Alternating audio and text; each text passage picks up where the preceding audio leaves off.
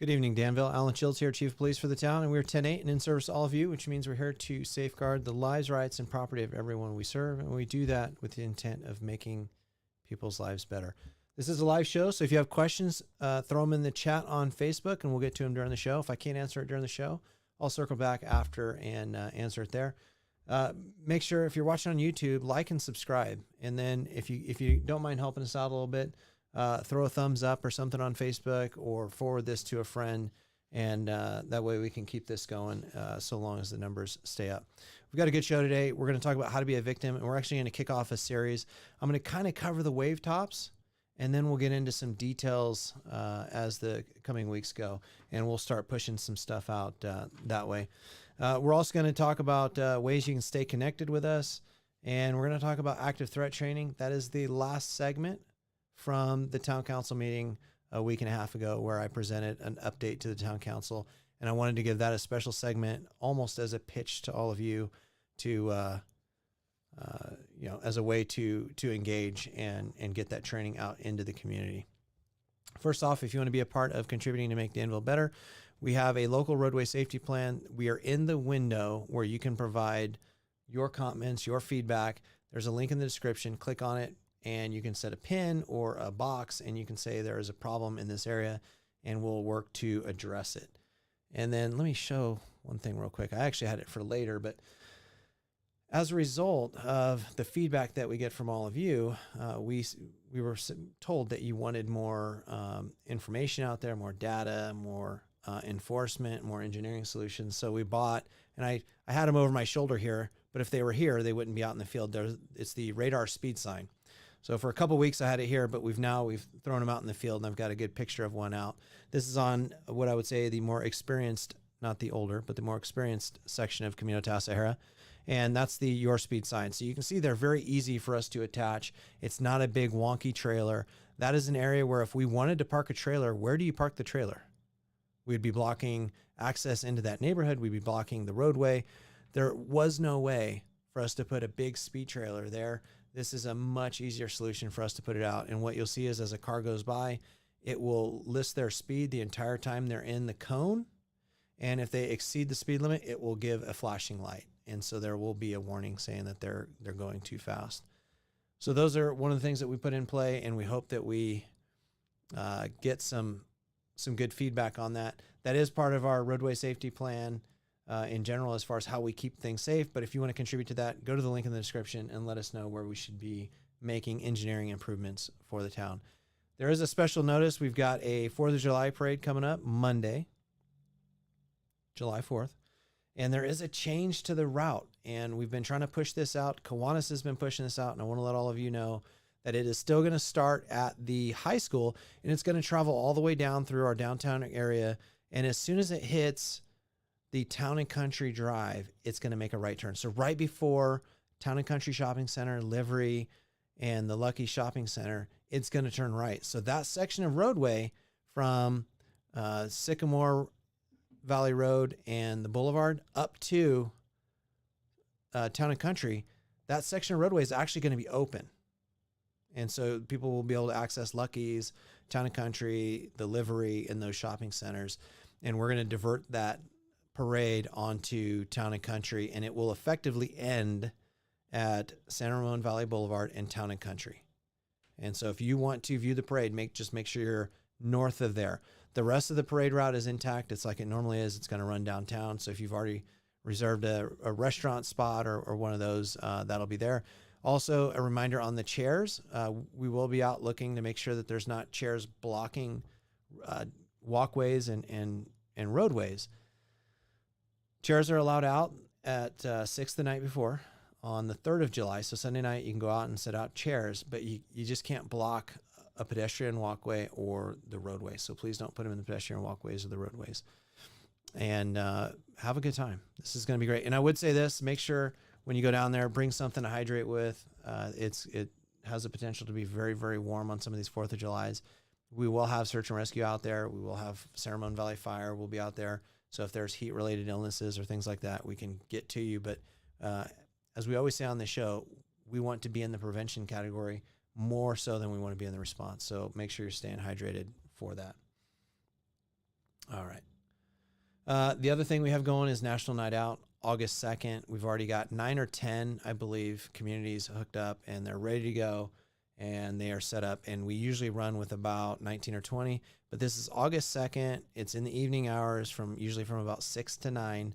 And what we do is communities will organize, and some of them will have food and they'll have games. And what we do is we stop by. And so this is an opportunity to have an officer, elected officials. We even give this whole list of fire. And so sometimes you'll see the big red truck come by, and it's a good event. And it is not about the police. It is not about the fire department. It really is about your community. We're just trying to add a little bit to it, and we're trying to provide an opportunity for all of you to get together and get to know one another. As you'll see in crime prevention, knowing your neighbors is probably one of the best things that you can do to keep safe in the community. All right, on to the blotter. So communitycrimenap.com. You can always go there and you can get up-to-date information. It's updated daily, several times a day. You can also get sexual offender information on there. You can set up alerts so that you can get alerts direct to your email, and that's at communitycrimenap.com. For June 20th through 26th, this was what we would say is not a good week, and we covered it last week, but we'll cover it again this week. We had an aggravated assault. That was an assault with a deadly weapon. That was the shooting, and I'll cover a little more detail later. We had, and that was as part of a robbery that occurred. We had 3 thefts, 2 property collisions, 1 hit and run. On June 21st, that was the assault with a deadly weapon and robbery, and that was on the 200 block of Hartford. On the 22nd, we had a catalytic converter theft on Edinburgh Circle. And on the 25th, we had the theft of a license plate from an unknown location or time. And then on the 26th, we had a flag taken from the front yard of a home. So I want to talk about actually the last 3 in a little more detail. So the catalytic converter theft, and I think one of our longtime listeners actually had an attempt on his catalytic converter, and it was a neighbor. So talk again about being neighborly and being vigilant and being aware of your surroundings. That is not your police department. That is the kudos to the neighbor. I think it was yesterday that went out and saw this occurring, saw one of our viewers, their catalytic converter getting cut off, and scared the person away. So there's damage to the car, but the catalytic converter has not been stolen. And so that's really good, right? So that's knowing your neighbors. And that catalytic converter theft, it is definitely on the rise. We are seeing peak catalytic converter thefts right now. They're happening all the time. The theft of the license plate, this is just an example that it doesn't really matter where the theft occurred. If you don't know where it occurred, it's more important that we actually take the report and get that license plate in as stolen, because that's potentially on another car and being used to commit crimes. And so we want that license plate reported stolen. So a lot of times, especially with something like a license plate, you may not know it's gone for like a month. You just maybe don't look at the front of your car, the back of your car. Maybe you come in from the front all the time, whatever it is. We don't do these inspections of our vehicles all the time. So it's understandable. So if you're not sure, just call us. We'll come out and we'll make sure that we take the report and get it taken care of. Now, the flag taken in front of the home, this is a little upsetting.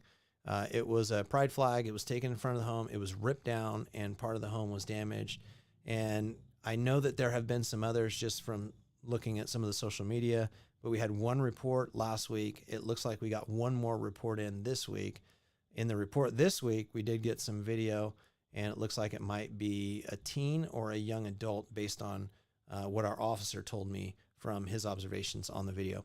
So we're going to continue to work that, and what we'd ask our neighbors here to do is be vigilant. If you're one of the parents watching this show, maybe ask your kids, maybe remind them about what it means to be a respectful person and neighbor, and not rip down people's property, damage their homes, and do those sort of things. I know that there's times where kids will be kids and they'll do things, but just understand the larger impact that some of these actions have. All right. And then I will talk about the robbery here in a minute, but I want to get over the collisions first. So last week we had the 2 property collisions, the 1 hit and run. On the 23rd, there was a non-injury collision on Diablo and 680, right underneath there. On the 25th, there was a non-injury collision on Greenbrook Drive and Mustang Drive. And that was, a little ellipsis there. There was it was a bicycle versus pedestrian, and of all of our intersections, we tend to get the most of them there. We're trying to work with our transportation partners on an engineering solution, but I'll be frank. Well, and then on the 25th, we had a hit and run on the 400 block of Arts Avenue. So on that Greenbrook Road and Iron Horse Trail, I'm going to be pretty frank. I don't know what much more we can do. There is a flashing, blinking stop sign for the bicycle traffic that says stop. You as the cyclist, and I'll explain some definitions here. If you're a pedestrian, that means you're walking with your feet. If you are riding a bicycle, that bicycle is a vehicle per the vehicle code, and you have to follow the rules of the road as any other vehicle on the road. And then a vehicle is, a motor vehicle is also a vehicle. So if you're, on 4 wheels, 2 wheels, and you got a motor and you're riding it, driving it, it's a vehicle. The area of Greenbrook Drive and the Iron Trail, there is a stop sign there, and I'm not saying that this is the cause of this collision. From prior collisions, we know that many times the cyclists and the runners do not stop. I've showed videos on this show, and I'm going to actually scratch them back up for next week. We'll show them next week, of a cyclist that ran the stop sign and went into the intersection without making sure that it was safe to do so, and was hit by a truck. And another one, thanks to one of our cycling partners out there that had a camera on his bicycle. Another one where a runner ran out, and this one was on Paraiso, but he ran out without slowing down, stopping, making sure it was clear, and almost got hit by a car, causing the car to swerve. In both of those situations, the person crossing the road is at fault because they're entering the road when it's not safe to do so. Once they've entered that intersection, that crosswalk, and they're there, then it's a different story. Then the car or the vehicle crossing has an obligation to stop. But the bottom line is if you're the pedestrian or the cyclist, you're going to be the one that gets hurt the most. And it's really important. We put those blinking, flashing signs up. We put those lights up at night. We put all of that stuff up there in an attempt to get you to stop, wait. And if you don't see the driver, if you can't physically see their face, then they may not see you. And so it's really important to stop and pay attention to that. All right, sorry to go through on that, but we're just seeing, I think, an outsized share of people getting hit in those crosswalks, and it's important that they do pay attention. All right, so to the robbery. So the robbery on Hartford Road, that was at 5:48 p.m. on the 200 block of Hartford Road. During that time, we issued a nixle, and if you're not aware of what nixle is, there's a link in the description. It's a way to get community notifications in case there's police activity. And we issued a nixle saying to avoid the area. And in this case, there were several suspects that used handguns to rob 4 residents who had just parked their vehicle. There was an exchange of gunfire between the suspects and a neighbor who witnessed the robbery. The suspects then fled in their vehicles. We were not able to determine that anyone was injured as a report of the gunfire. And then Danville Police, as well as the Sheriff's Crime Lab, investigated the scene. The suspects in the case are still outstanding, and we are continuing to investigate this case. You can imagine with a case like this, there's lots of potential evidence, and there's lots of things that our detectives and officers are going over. We have several detectives and officers that are working this case at the same time. A lot of resources are being dedicated to it, and we're going to make sure that we do the best we can to hold those people accountable. So that's what we have for that. Okay, on to our training. Okay, so Yuri has a good question. Let me look. Okay. So we've got Yuri saying, is flag torn down considered a hate crime? So the determination on whether or not something is a hate crime, and I know we've covered this on the show, but I'll give the definitions real quick. There's hate incident and hate crime. A hate incident typically is like vulgar speech or something in that realm. Hate crime is and the speech is motivated by hate. A hate crime is specific that there has to be a crime first, such as vandalism or theft. So the tearing down of the flag and the damaging of property. And then we would have to prove that it was motivated by hate. And there's specific categories, gender, race, and such. So what I will say is that we don't discount it as a hate crime. We continue to investigate to try to determine what happened. And then what we do is we let the evidence tell us, is it a hate crime or not? And so clearly, if there is a component that pushes us in a direction to look at it as a hate crime, we will make sure that we ask the appropriate questions and look up the appropriate evidence. But we don't usually make that determination until the end, until the case is solved, until we have all of the information.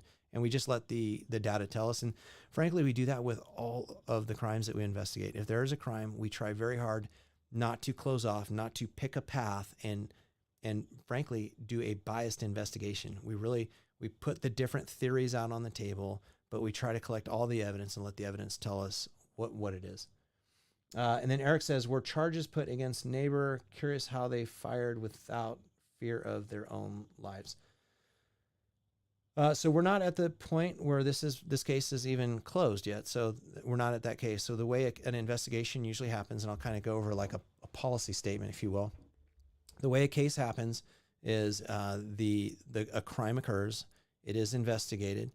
Once the investigation is complete, it is turned over to the DA's office for review for prosecution, and then they make the determination as to whether or not to prosecute someone as a result of what they did.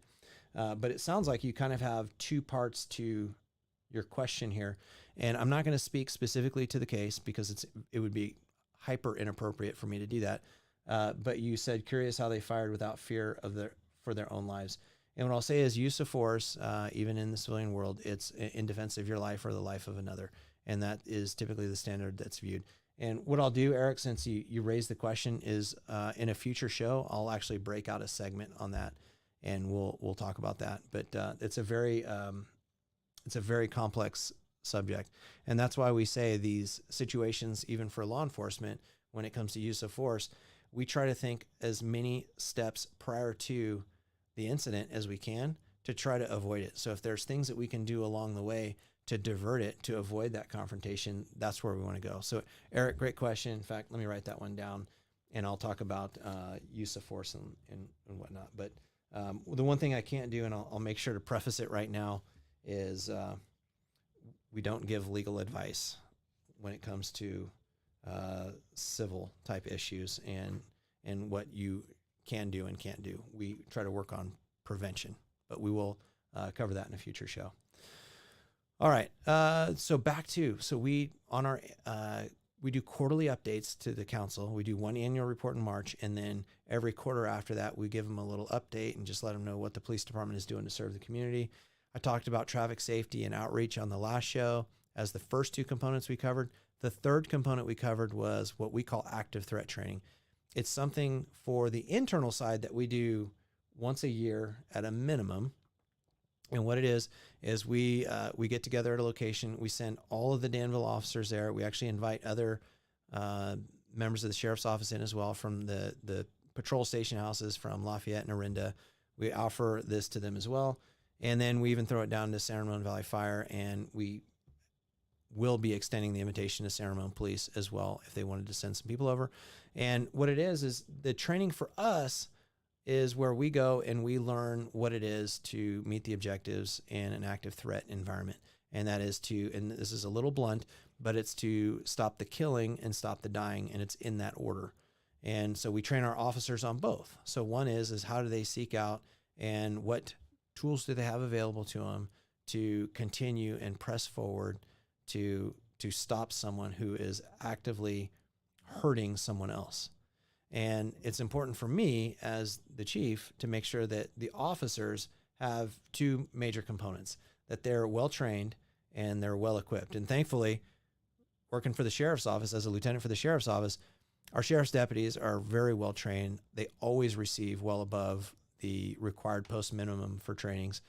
And we have the good fortune of working in such a large department in such a diverse environment that our officers get a fair amount of practical experience in responding to in-progress calls for service. All that in saying it's important for us to continue to train, know what our objectives are, to make sure that we've got proper equipment, to make sure that we are integrated with our other law enforcement and fire partners so that if there is an incident that we can respond and do so with confidence. We also will provide staff and volunteer training. We do that in COVID environment. It's a little less, but I would say in the non-COVID environment, we were doing it anywhere 10 to 20 times a year where we would go out, and this is usually, well, it's actually always adults that we would train. We don't offer this training to kids. We don't think that it's the benefits don't outweigh maybe the complications that it could cause, because you're talking about sensitive subjects. And we think that training the adults and the volunteers and the staff that are at schools, faith institutions, and businesses is our better bet. And what we do is we just provide them the run, hide, fight training. We go over that, and we also talk about what does the police response look like.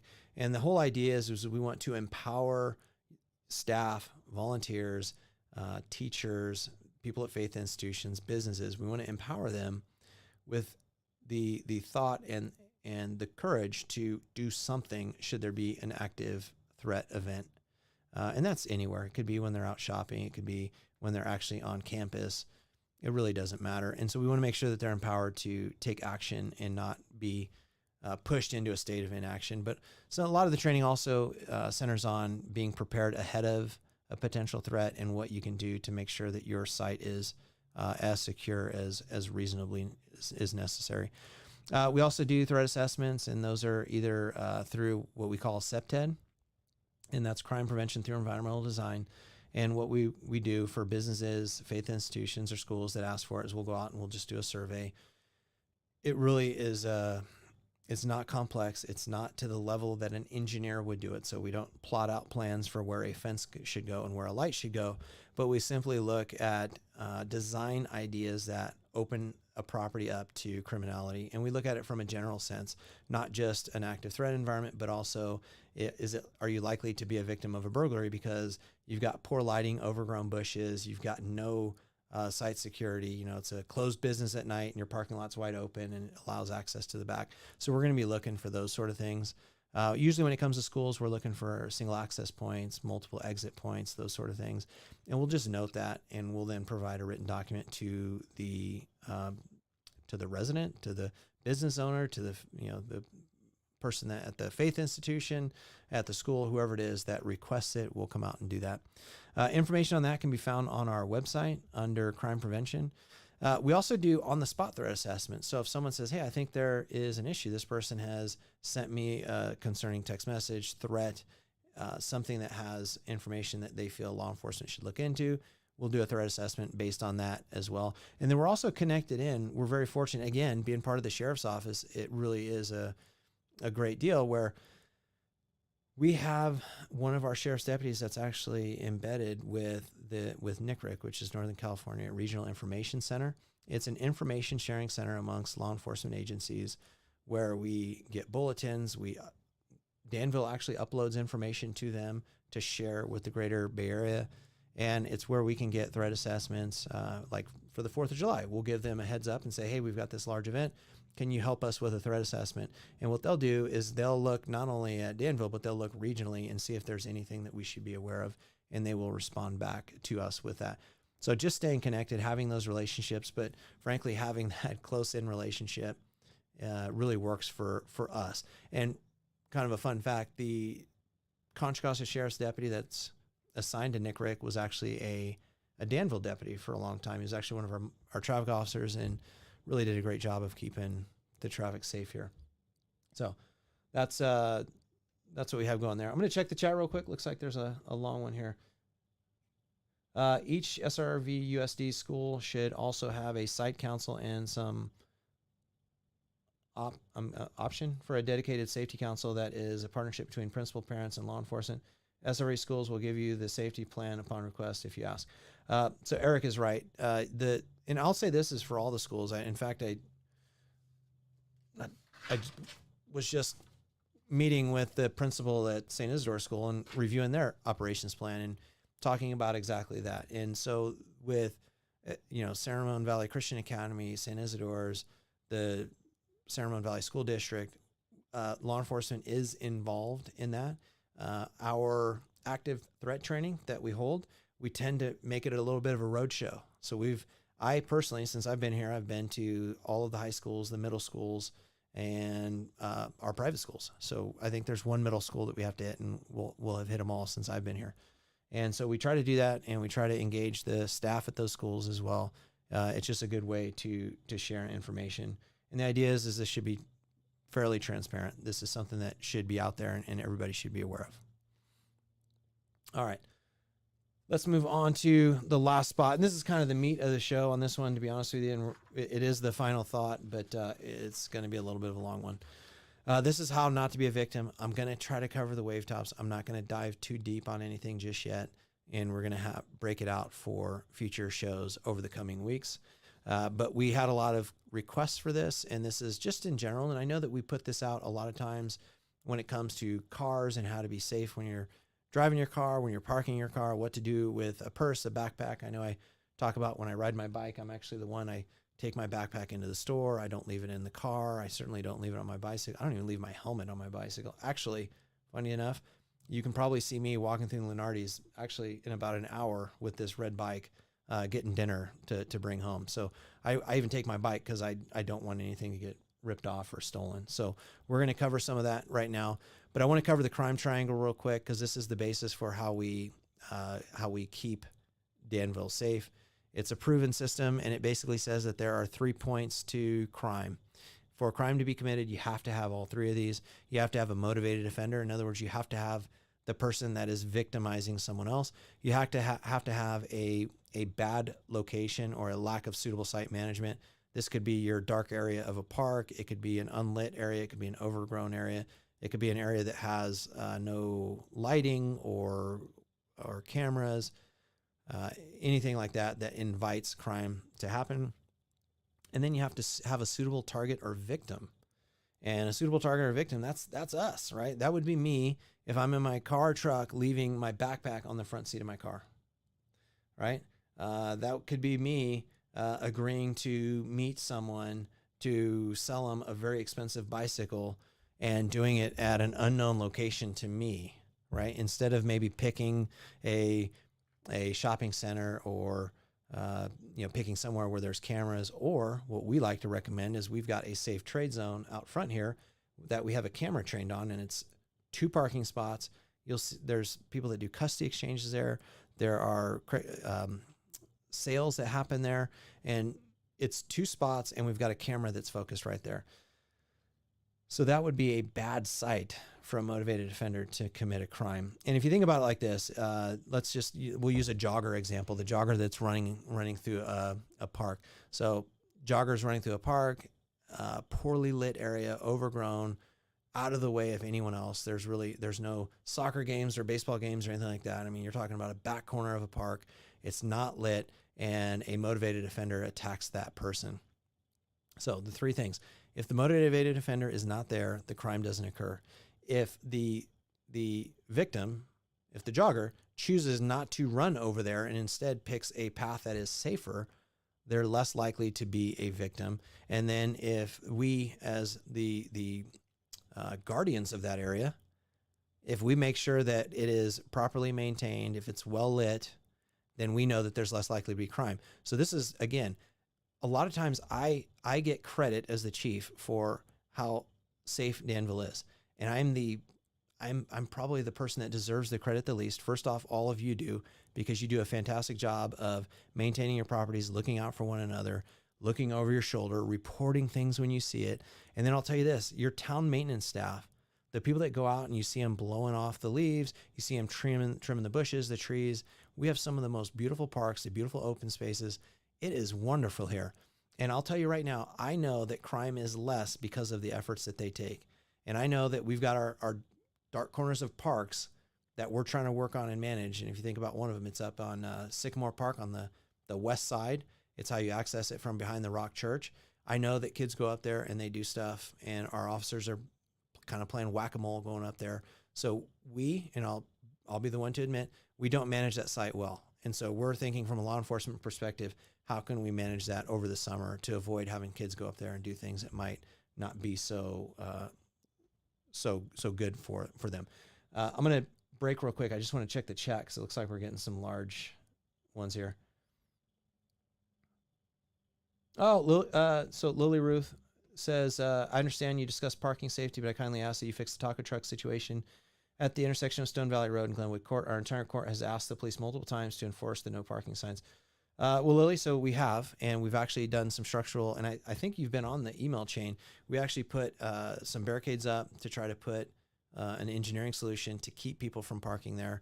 What we don't do, though, and I'll fall on this one, I don't have the resources to just plant a physical person in a location for 8 hours a day, 5 days a week to stamp a problem down and then have a move on. And so we really do the whack-a-mole. So we're really trying to identify a solution that will keep cars from parking there. And so we are working it. We have taken steps to that. So we have been responsive. We've put up the no parking sign, additional no parking signs. We did put up those barriers. We've talked to the taco truck, and we've even spoke to the school about students. And it doesn't appear to be a student issue at all. It seems to be people that are visiting the taco truck, and the taco truck is legally parked and doing what they are, so long as they're not parked over the 2 hours. So we have checked into a lot of that. I appreciate you bringing it up. I don't want you to think we're stopping. This isn't something that stopped, but I want to make sure that the expectations are there. And then Gary, I thought you were going to hit me over the head when I showed the sign on Camino Tasajera, but on the old section and not the section down by Crow. But we'll get one out there soon. Please mention if you feel comfortable about the scam on Nextdoor noted in the Nextdoor of telling a motorist they have a flat tire, which wasn't true. Gary, I'm gonna have to look into that one and get back to you on that. Lou says, is the trade area just mentioned in the back down below or in the department? And is it clearly identified as such? Okay, so the safe trade zone that I mentioned earlier is where if you want to do a sales transaction, it is up top. And so at 510 Lagonda, if you come to the police department, it is the very last 2 parking spots on the upper side. So it's right next to Lagonda Way. It is not in the back of the building by the freeway off-ramp. It's at the very front of the building, and there's a sign up that says safe trade zone, and that's how we've marked it. Okay. All right. So I'll get to some of these. So Lily, I think I've got all of your, okay. So I've got all your comments. Rodney, I'll have to say this, Rodney, I don't think anything is more delicious than your lamb shake. So I appreciate your comment, but my taste buds vote a little differently, I think. Okay, so let me move on because I do have a couple more points and I wanted to dive in a little bit more on this, how not to be a victim. So let's talk about your home real quick. The biggest thing, lock your doors and windows, and make sure that if you are going to answer the door, if someone knocks on the door, you should be able to have some type of vision outside of your home, whether it's a window that you can peek out of, if it's a peephole in the door, or cameras. I know the doorbell cameras and the outside cameras are getting really, really popular. That's very good. And I would say if you're not comfortable opening your door, just don't open it. If you don't know the person that's at your door, if it's an unexpected visitor, you don't have to open it. What we would recommend though is acknowledge it, because in fact, today I just got a Trax flyer from a neighboring agency that said that what this person would do is they would knock on the front door. If no one answered, they would either kick that one or they'd go around the back door and kick in a back door. And so we would recommend at least make sure that you acknowledge that they're there and just tell them, no, thank you, I'm not interested. Go away. If they continue, go away, or I'm going to call the police. If they persist, go away, I'm calling the police. And then actually call us and have us come out. And we don't mind saying, hey, they don't want you here. If you can please move along. And they'll do that. That is your property. People do have the right. It's not trespassing just simply by going to your front door. But once you tell them to leave and they refuse to leave, then it would be trespassing at that point. And that's something that we would respond to. All right. Okay, so street sense. And this is a little silly. This sounds silly, but walk with confidence. Carry yourself with a degree of confidence. Make sure that you're not timid in appearance, staring down at your phone. Look as though you're aware of your surroundings. I mean, think about this. If you're sitting there and you're walking and you're like this, that is an easy victim. I talked to a friend of mine that works at a metro police department, and he said that he would take reports of literally the cell phones that people were holding on to being stolen right out of their hands. And the victim couldn't even identify the person that did it because they were so into their cell phones like this. All they could see is a hand and it was gone. Right? So if you're walking down the street, if you're moving, just pay attention, walk with confidence. And that actually will go a very, very long way. There's always safety in numbers. This is actually one of our Citizens Academy class. It was just a good example of a bunch of people hanging out together. That group is less likely to be victimized just because there are so many people. We also would encourage you to avoid carrying expensive items, purses, bags, backpacks. That, if it looks like it's got something of value, they might want to take it right off your shoulders right there. Avoid displaying large amounts of cash, jewelry, or clothing. If you're at the store and you break out a big wad of bills, if you've got like a very expensive article of clothing, a very expensive purse, or you've got really flashy jewelry, and I'm not saying we should live in a world where you can wear what you want, You can go do what you want. All I'm trying to do is set the expectation that if we do certain activities, that we are making ourselves more highlighted as victims. And if we're going to do that, then we might want to take extra precautions and maybe look over our shoulder a little bit more and just be more aware of our surroundings, knowing that we're increasing the risk, that we're being highlighted. Just think about it. If you're looking at this group of people here, and that's one of our volunteers in front. If our volunteer in front, if she was the one that had the $10,000 bag over her shoulder and a motivated offender was looking in this group, who might they want to steal from? The person that's got the guaranteed bag, right? Not the person that's may have something in their pockets, may not, but why not go for the person that's going to certainly have something? The last one, avoid street solicitors, selling something at a bargain basement price. It's either junk. I mean, that's just falling for the ruse there. And we've talked about it before, but there are people that will trick you by saying, here, try this jewelry on, try this ring on. They may take yours off, pretend to put it in your pocket. Nobody should be touching you on the street. If someone comes up to you, just, hey, give me my space, and make sure that you are safe. So what happens when it comes to vehicle safety? Don't leave things in sight. That upper left-hand picture, that is a real picture. That was from one of my cases back when I was a detective. That is over 150 purses. That's a lot. When I served the search warrant on this apartment, I found these purses, a whole bunch of wallets, a lot of things indicative of someone that was stealing from cars. Ultimately, I had one purse that had like somewhere in the neighborhood of 500 to 600 unique pieces of identification, credit card, and that sort of thing. I think all in all, I had over 300 to 400 victims that were uncovered as a result of this. And this was one person. This is one person. So I would say don't leave those valuables in sight. Park in well-lit areas. Plan your path. That means be ready as you're going into your car or out of your car. So if you're going to your car, know where you're walking to, have your head up, look around, see what's there. You know, if the person's sitting in the parking lot and they're just talking on the phone, maybe that's a sign that they might be up to no good, right? Usually when people go to parking lots, they get out of their car, they walk to where they're going. When they're done where they're going, they walk back out to their car, they get in the car and they leave. Anything other than that should look a little suspicious. Doesn't mean that something bad is happening. It just means that it might be indicative of something bad about to happen. So plan your path. When you're planning your path to your location, like for me, if I'm not taking my backpack into the store, I'm probably going to stop ahead of my location, put it in a trunk, put it in a concealed locked area. That way, when I park, I'm not seen stuffing something under my seat. Because if you're looking like you're stuffing it under your seat, that's going to mean it's valuable to the person that wants to take something from you. Make sure head should always be on a swivel. And this is just good all the time, right?